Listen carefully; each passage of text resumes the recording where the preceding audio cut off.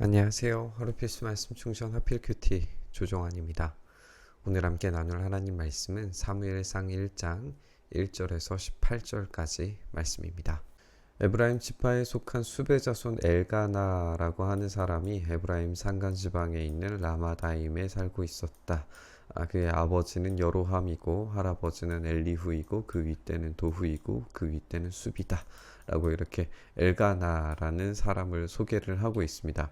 엘가나에게는 두 아내가 있었는데 한 아내의 이름은 한나고 또 한 아내의 이름은 브닌나라고 이렇게 소개를 하고 있어요. 엘가나라고 하는 이 사람 굉장히 경건한 사람으로 보여져요.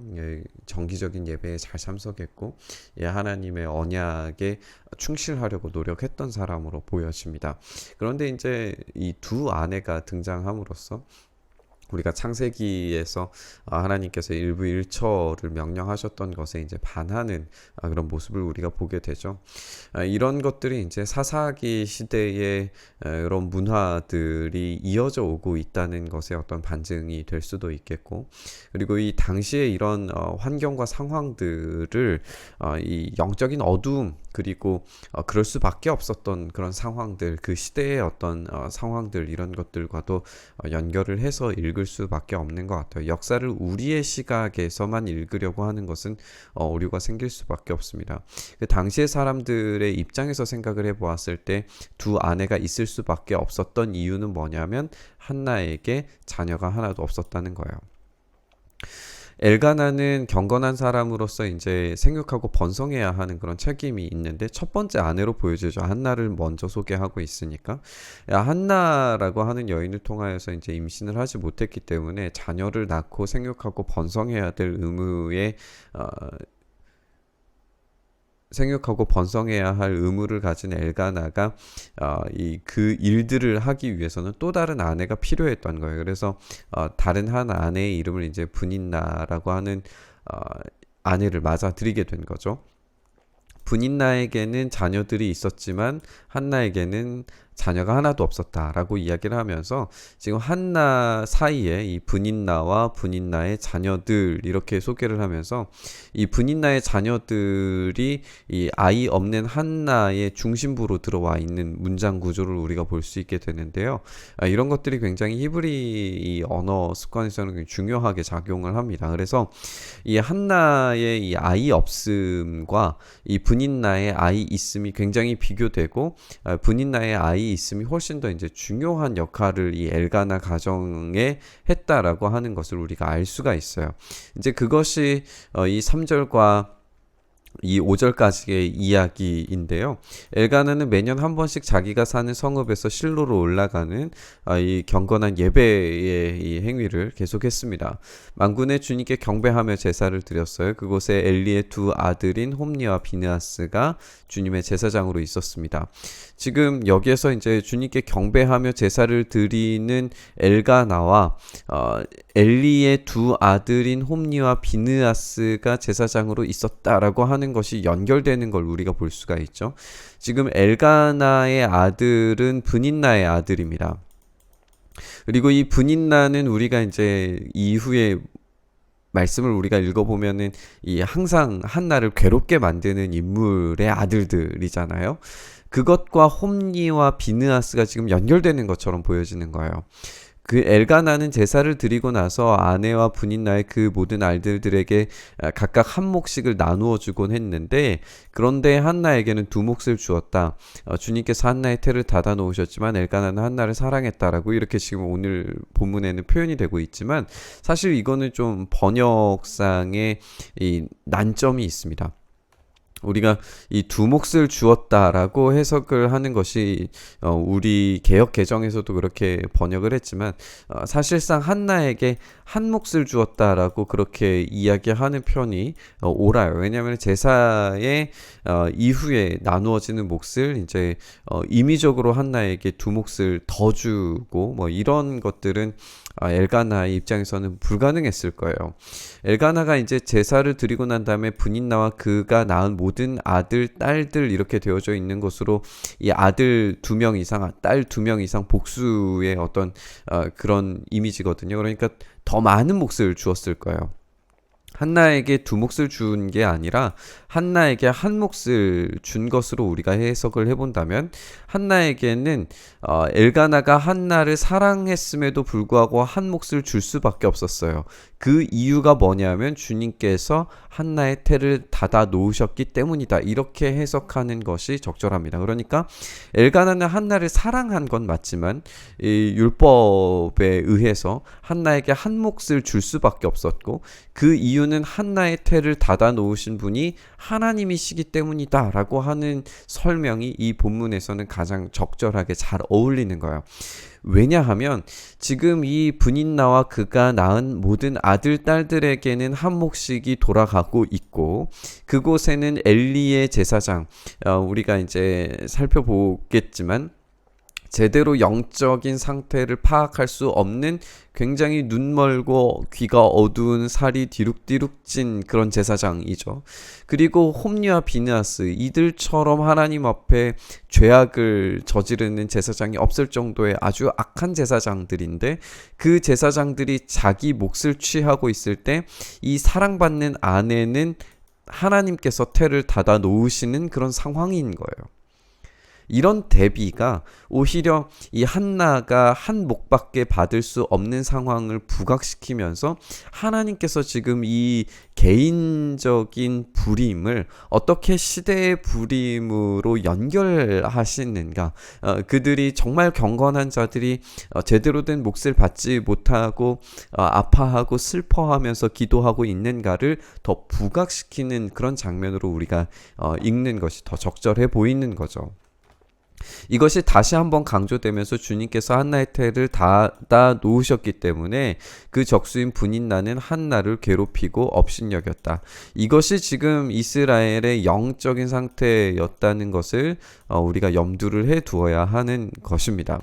이 한나를 적수라고 이렇게 기록한 것으로 우리가 이후에 등장하는 이스라엘을 괴롭히는 이 적들이 어떻게 등장하는가도 우리가 살펴보아야 할 내용들입니다.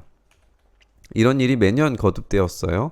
한나가 주님의 집으로 올라갈 때마다 분인나가 한나의 마음을 늘 그렇게 괴롭혔기 때문에 한나는 울기만 하고 아무것도 먹지 않았습니다. 그럴 때마다 남편 엘가나가 한나를 위로하는데 왜 울기만 하오, 왜 먹지를 않으려 하오, 왜 늘 그렇게 슬퍼만 하는 거요. 당신이 10 아들을 두었다고 해도 내가 당신에게 하는 만큼 하겠소. 한 번은 엘가나 일행이 실로에 있는 주님의 집에서 음식을 먹고 마신 뒤에 한나가 일어나서 자리를 떴어요. 그때 제사장 엘리는 주님의 성문 문설주 곁에 있는 의자에 앉아 있었습니다. 한나는 마음이 괴로워서 주님께 나아가서 흐느껴 울면서 기도하게 돼요. 하나님 앞에 나아갈 수 있는 것은 그래서 이제 남성이나 여성이나 차별이 없다는 것을 여기서도 이제 발견을 하게 되는데 이 한나가 서원하면서 아릅니다. 만군의 주님, 주님께서 주님의 종의 이 비천한 모습을 참으로 불쌍히 보시고 저를 기억하셔서 주님의 종으로 잊지 않으시고 이 종에게 아들을 하나 허락해 주시면 그 아이의 한평생을 주님께 바치고 삭도를 그의 머리에 대지 않도록 하겠습니다 라고 하면서 이제 나시린으로서 바치겠다라고 하는 것을 이제 서원하고 있는 걸 보게 돼요. 한나가 주님 앞에서 계속 기도를 드리고 있는 동안에 엘리는 한나의 입술을 지켜보고 있었어요.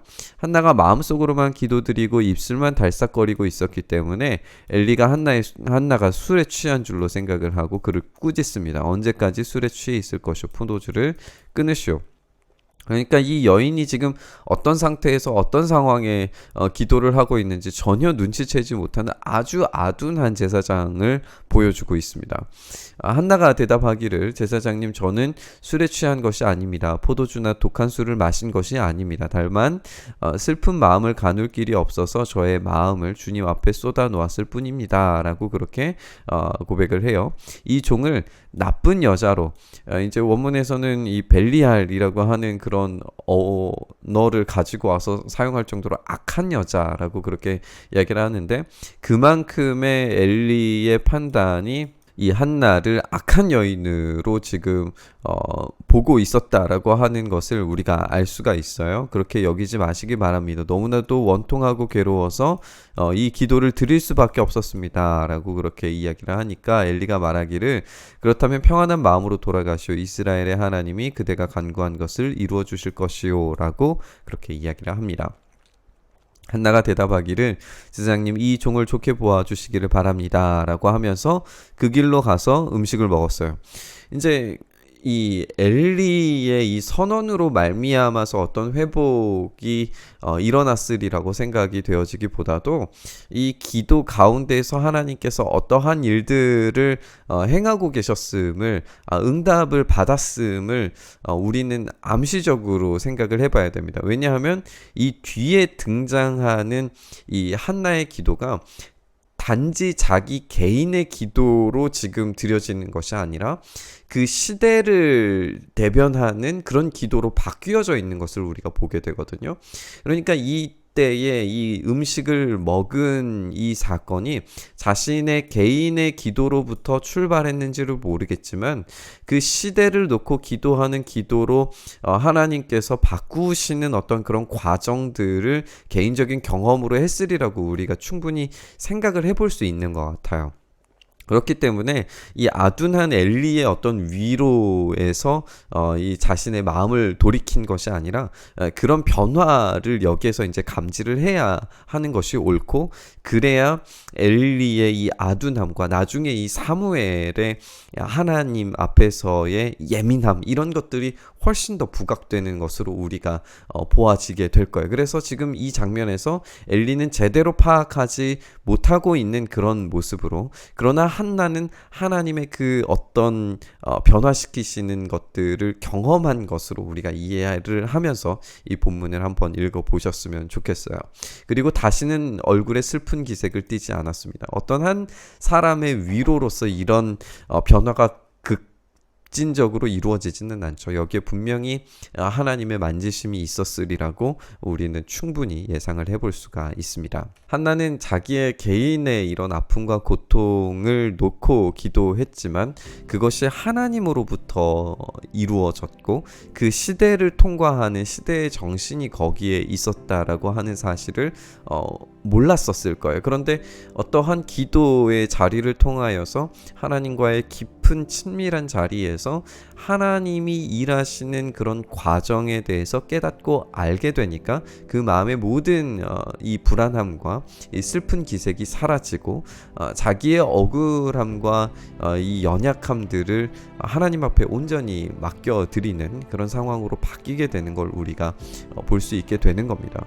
우리의 기도가 단지 우리의 연약함으로부터 시작되는 기도라 할지라도 그 시대를 관통하는 하나님 아버지의 마음과 통하는 그런 기도의 자리로 나아갔을 때에 우리의 개인의 기도뿐만 아니라 이 시대를 놓고 기도할 수 있는 그런 탁월한 기도의 자리, 기도의 용사가 될 수 있게 될 줄 믿습니다.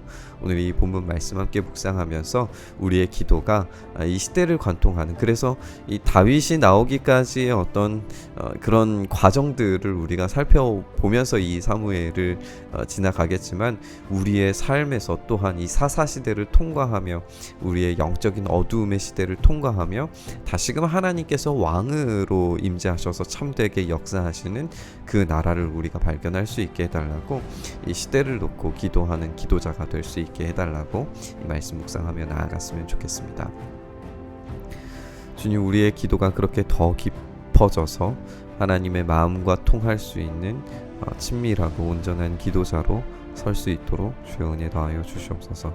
이 한나의 기도처럼 우리가 하나님 앞에 간절함으로 아를 때에 우리의 개인의 기도를 뛰어넘는 그 시대를 통과하는 기도로 주님께 온전히 올려드리도록 우리의 삶과 마음과 기도를 붙드시고 인도하여 주시옵소서. 우리의 입술을 그렇게 주장해 주시기를 간절히 소망하며 우리 주님 예수 그리스도의 이름으로 기도드리옵나이다. 아멘.